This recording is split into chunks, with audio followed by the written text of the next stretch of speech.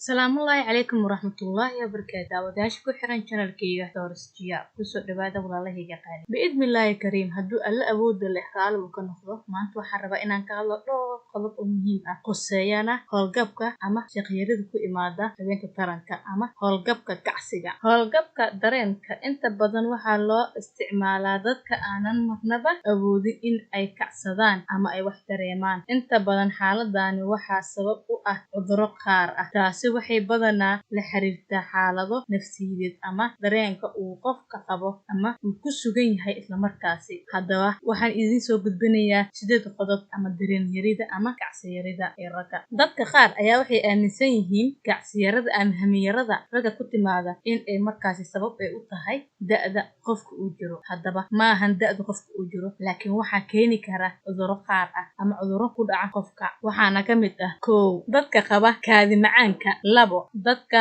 qaba wadne xanuunka, 3 dadka dhiig karka qaba, 4 cudurrada neerfaha ku dhaca, 5 ragga lagu sameeyay qaliinada qaarkooda, 6 kaniiniga jirka biyaha ka saara, 7 daawada loo qaato dhiig karka, 8 suuxdinta daawada isku buuxiska iyo stresska. Waad ku mahadsan tahay daawashada muuqaalkani. Haddii aad ku cusub tahay channelkayga subscribe iyo saar. Haddii aad tahayna asxaabta hore inoola joogtayna wadna muuqaalka like garay.